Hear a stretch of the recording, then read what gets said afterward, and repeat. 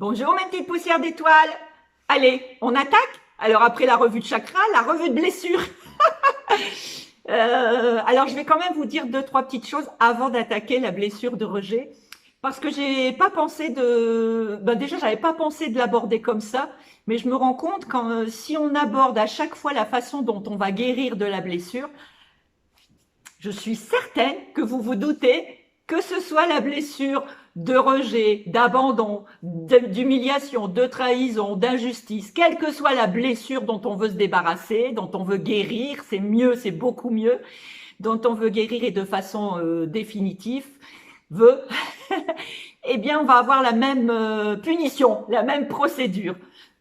Donc j'ai décidé de balayer bien sûr les profils de chaque blessure, mais par contre, on aura le dernier pavé qui viendra clôturer et qui abordera vraiment la guérison des blessures. Et on aura à reparler justement à ce propos de la place du rôle de l'ego là-dedans et tout ça. Donc ça sera aussi très intéressant.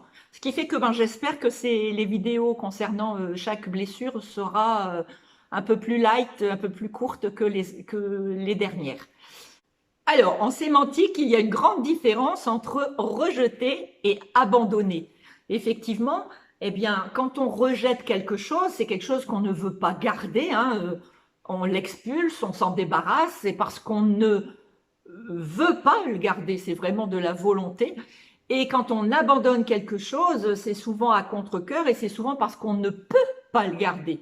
Donc voilà, il y a effectivement une différence entre la blessure de rejet et la blessure d'abandon, ou en tout cas le sentiment de rejet et le sentiment d'abandon qu'on peut ressentir quand on est enfant et qui construit la blessure. Voilà. Alors, allez, je vous mets un petit visuel pour rappeler ce que c'est que la blessure de rejet.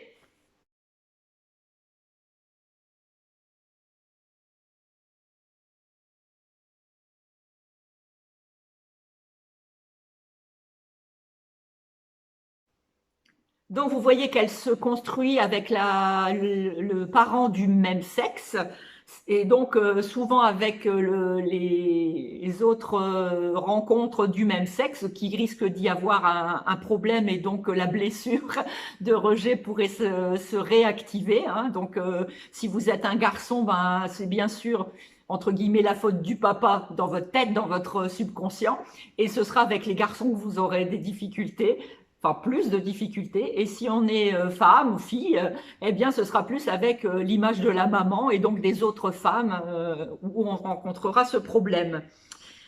Alors, ce fuyant, oui, donc ce fuyant, je parle déjà avec ce masque. En fait, cet enfant qui a cultivé la blessure de rejet, c'est un peu comme s'il ne sentait pas légitime de s'incarner entièrement. Et je vais vous montrer maintenant la diapo qui nous montre la silhouette d'un fuyant. Alors, cette silhouette, elle est quand même très marquée, c'est-à-dire que c'est par exemple quelqu'un qui a au moins 60% de blessures de fuyant en lui. Hein, parce que je vous avais dit aussi qu'on a un panache de différentes blessures.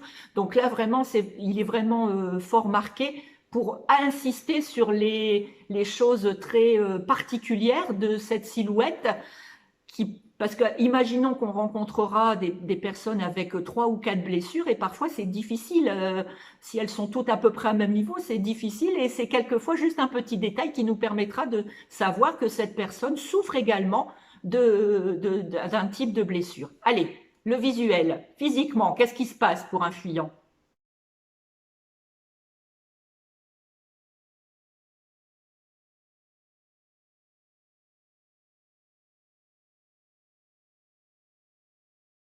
Eh bien, vous voyez, hein, ce fuyant, il se fait tout petit, il a une silhouette frêle, limite contractée. Il aura un petit visage, des très petits yeux, et souvent d'ailleurs cerné, c'est un peu comme si on voyait justement un masque présent dessus. Quoi dire d'autre? Eh bien, il a parfois une certaine asymétrie. Donc, on peut rencontrer justement dans des visages ou dans des corps un côté droit et un côté gauche avec des différences. Qu'est-ce on va aussi remarquer des très petites chevilles, des très petites articulations hein, sur la silhouette d'un fuyant. Et en fait, pour un fuyant, bah, effectivement, le but, c'est de prendre le moins de place possible, pratiquement pour se faire oublier. Alors, aussi, pour un fuyant, il faut savoir que, attention, parce que être aimé, eh bien, c'est être étouffé. Donc, pareil, ce fuyant va avoir un rapport à l'argent, enfin particulier, on a tous un rapport à l'argent particulier, puisqu'on est tous particuliers, et c'est très bien comme ça c'est la richesse, justement, eh bien, des rencontres. Mais donc, ce fuyant va trouver l'argent très nécessaire, mais par contre, avoir du mal, eh bien, en tirer du plaisir. Donc, il va tout faire pour avoir beaucoup d'argent, mais finalement, on n'en tirera pas vraiment beaucoup de plaisir.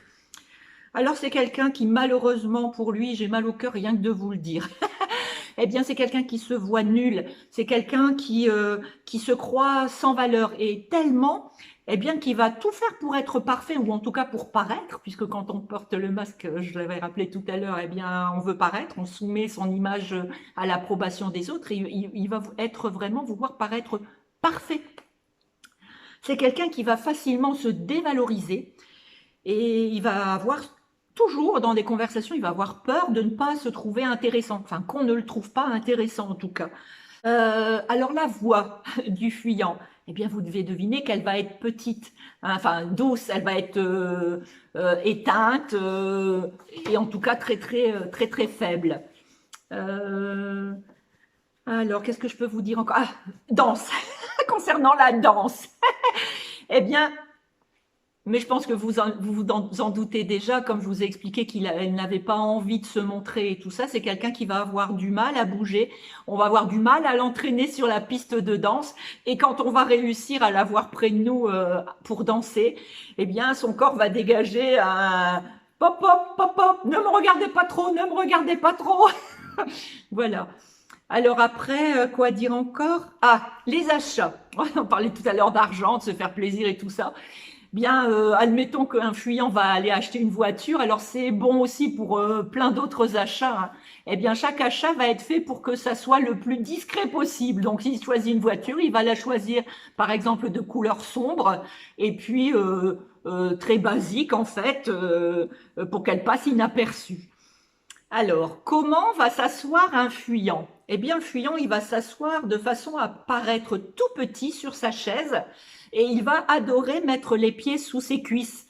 Alors, pour lui, ce signe-là, ça veut dire que, enfin, ça va le rassurer parce qu'il va imaginer qu'en cas je sais pas moi, de situation qui s'envenime, eh bien, il va pouvoir fuir rapidement. Quoi d'autre? Alors la peur. Quelle est la plus grande peur, justement, et c'est lié à ce que je viens de vous dire, la plus grande peur du fuyant, eh bien, c'est de paniquer, de perdre la face devant les autres. Et cette peur qu'il trouve, enfin qu'il panique, eh bien, il va même pas s'en apercevoir finalement parce que dans beaucoup de cas, eh bien, il va s'en aller. Dès que ça va prendre un petit peu un ton qui s'élève ou autre, il va préférer fuir, il va préférer s'en aller bien avant, eh bien, qu'il n'ait à fuir pour ne pas paniquer. Alors, je finis par les forces, et il en a plein ce fuyant des forces. Parce que, eh bien, c'est quelqu'un qui va pouvoir prendre beaucoup de choses sur ses épaules. Il va pouvoir prendre en charge beaucoup de choses. C'est quelqu'un qui va avoir un esprit d'initiative. C'est quelqu'un qui va avoir une très forte capacité à créer et à trouver une solution à tout. C'est quelqu'un qui va aussi avoir, ce qui n'est pas négligeable, une aptitude à travailler seul. Ça, parfois, c'est pas évident. Et il va aussi être efficace et puis il va être apte à réagir et à réagir dans le bon sens dans des circonstances ou situations d'urgence. Et puis, eh bien, pour finir, je dirais que c'est quelqu'un qui s'accorderait très bien à se retirer du monde et à aller vivre en ermite, aller vivre tout seul, et il en serait finalement assez heureux.